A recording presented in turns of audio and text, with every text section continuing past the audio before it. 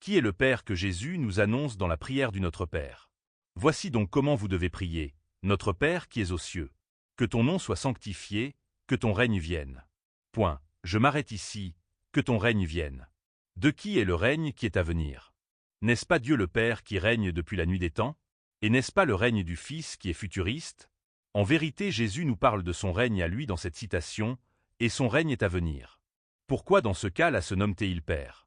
Sachez qu'au ciel seul le Père demeure, et dans la demeure du Père le Fils se fait appeler Père. Car c'est dans la demeure du Père que le Fils devient omnipotent.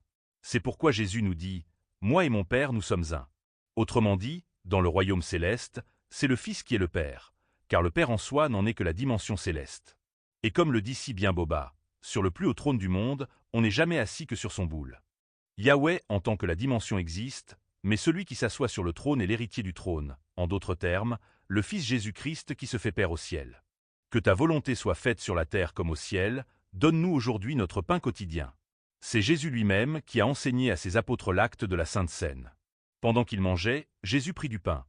Et, après avoir rendu grâce, il le rompit et le donna aux disciples, en disant « Prenez, mangez, ceci est mon corps. » Il, Jésus, rendit grâce à Dieu car il sait d'avance ce dont il a hérité. Et maintenant je vous recommande à Dieu et à la parole de sa grâce, à celui qui peut édifier et donner l'héritage avec tous les sanctifiés. C'est bien Jésus qui hérite du monde que lui a conçu son Père à son image. Et en tant que monde, les sanctifiés sont les co-héritiers du Christ. Il y aura bien un roi et ses sujets, car ils combattront contre l'agneau, et l'agneau les vaincra, parce qu'il est le Seigneur des seigneurs et le roi des rois, et les appelés, les élus et les fidèles qui sont avec lui les vaincront aussi. C'est Christ le premier héritier du monde, il est le premier et le dernier Fils de Dieu. Ceux qui combattront Christ sont les antichrists, car la maison mère du Christ est l'Église qui voue son adoration au Christ. Ainsi l'islam, le judaïsme et tous les préceptes religieux qui ne se revendiquent pas du Christ seront vaincus. Yahweh a créé ce monde dans le seul but de le léguer à Jésus-Christ son Fils. Ceux qui combattent Jésus combattent la dimension de Yahweh, et ceux qui combattent Yahweh sont les perdants de l'histoire.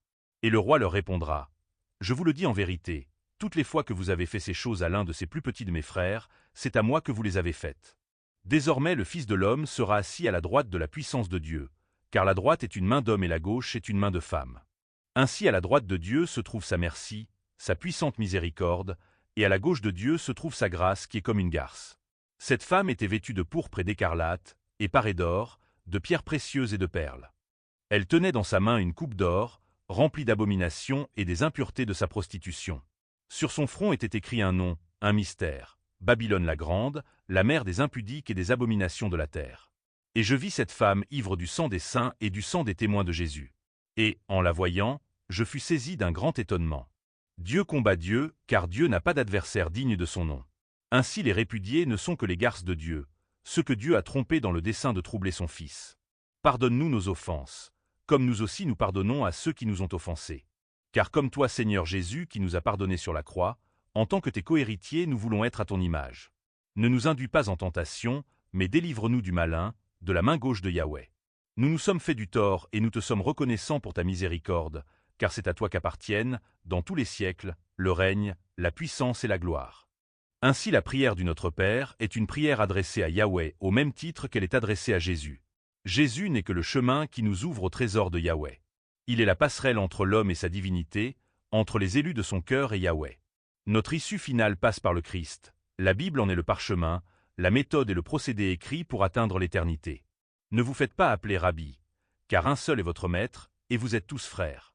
Et n'appelez personne sur la terre votre Père, car un seul est votre Père, celui qui est dans les cieux. Ne vous faites pas appeler directeur, car un seul est votre directeur, le Christ. Il n'est pas faux d'appeler le Christ Dieu, car comme l'agneau qui est issu du bélier et de la brebis, la race du Père, de la mère et du petit demeure la race du mouton. Ainsi la race de Dieu, le Fils demeure divine. Bien que Dieu soit le titre du Père, il est plus convenable et concevable de par la nature humaine du Fils de l'appeler mon roi ou mon Seigneur. Lorsque je songe, mon esprit retourne au ciel et ne fait plus qu'un avec les cieux, c'est ma partie divine et divinatoire. Car la terre a été formée à partir de ma conscience, Dieu m'a nommé parole, car sans moi il ne parlait pas. Il ne faisait que des mimiques comme la famille de Roxy dans l'animé Mushoku Tensei. Malheureusement les mimiques n'étaient pas un langage suffisant pour parcourir l'intelligence et donc atteindre la création et sa créativité. Tel un prophète qui est la parole prophétique de Dieu, mon métier est d'être le parolier de ma propre personne. Bien que la Bible me représente, je demeure l'écrivain de ma propre histoire et de ma propre narration. La Bible, c'est votre outil, en ce sens qu'elle est votre marque et votre seul lien physique et spirituel avec Dieu.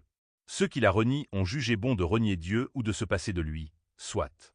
Dieu les y a autorisés tout comme il a libéré certains et soumis d'autres. Mon mot final, c'est Amen, la jointure de la main gauche avec la main droite pour faire un serment. Celui dont le règne vient est Jésus-Christ.